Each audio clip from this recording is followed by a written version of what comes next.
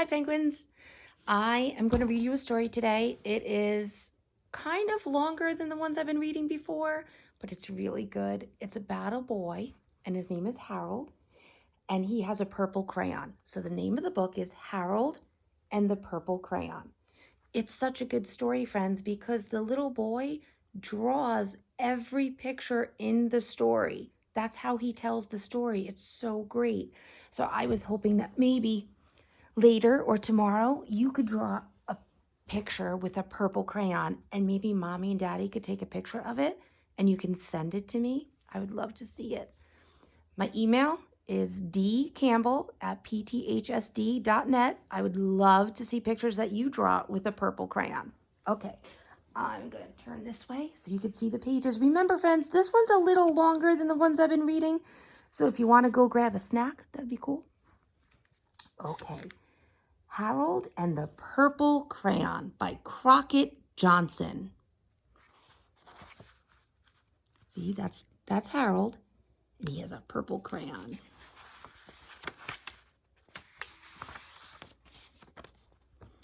One evening, after thinking it over for some time, Harold decided to go for a walk in the moonlight.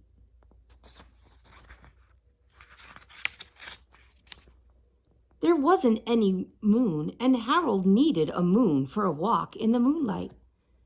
And he needed something to walk on. He made a long, straight path so he wouldn't get lost. And he set off on his walk, taking his big purple crayon with him.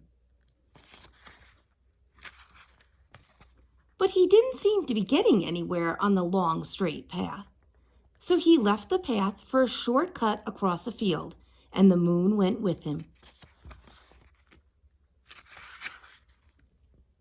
The shortcut led to where Harold thought a forest ought to be. He didn't want to get lost in the woods, so he made a very small forest with just one tree in it. You see, friends, he's drawing the tree. It turned out to be an apple tree. The apples would be very tasty, Harold thought, when they got red. So he put a frightening dragon under the tree to guard the apples. It was a terribly frightening dragon. It even frightened Harold, and he backed away.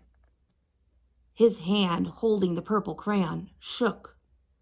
He was afraid. Suddenly, he realized what was happening. But by then, Harold was in over his head in an ocean.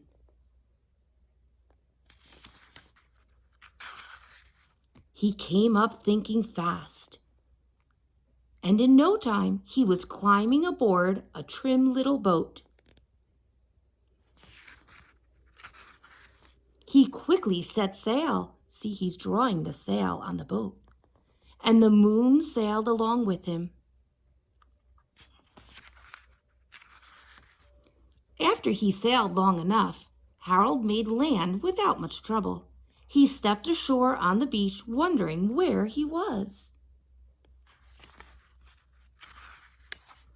The sandy beach reminded Harold of picnics, and the thought of picnics made him hungry.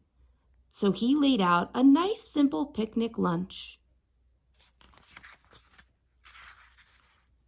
There was nothing but pie.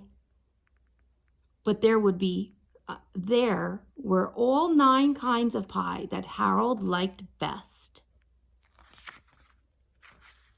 When Harold finished his picnic, there was quite a lot left. He hated to see so much delicious pie go to waste. Let's see what he does. So Harold left a very hungry moose and a deserving porcupine to finish it up.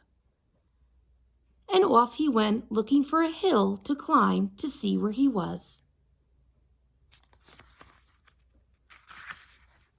Harold knew that the higher up he went, the farther he could see, so he decided to make the hill into a mountain. If he went high enough, he thought, he could see the window of his bedroom. He was tired and felt he ought to be getting to bed. He hoped he could see his bedroom window from the top of the mountain. But as he looked down over the other side, he slipped. And there wasn't another side of the mountain. He was falling in thin air. Oh no. Let's see what he does. But luckily, he kept his wits and his purple crayon. He made a balloon and grabbed onto it.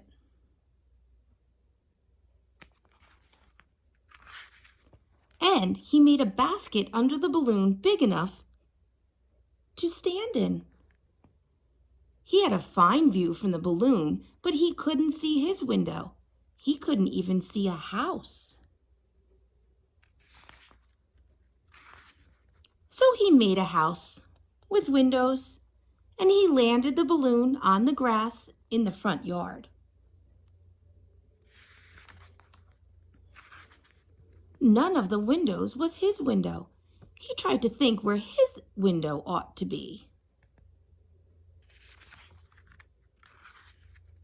He made more windows. He made a big building full of windows. He made lots of buildings full of windows. He made a whole city full of windows. Oh my goodness, that's a lot of drawing.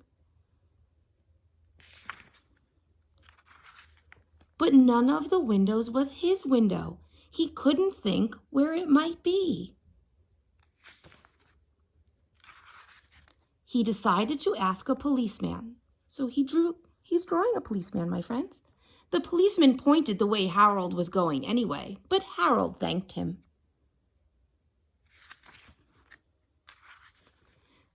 And he walked along with the moon, wishing he was in his room and in his bed. Then suddenly Harold remembered. He remembered where his bedroom window was when there was a moon.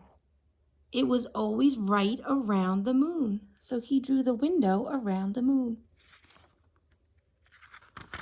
And then Harold made his bed. See, he's drawing his bed. He got into it and drew up the covers. The purple crayon dropped on the floor and Harold dropped off to sleep. The end. I hope you like that story, my friends.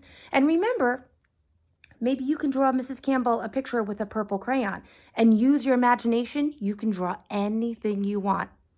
I'll see you soon, friends.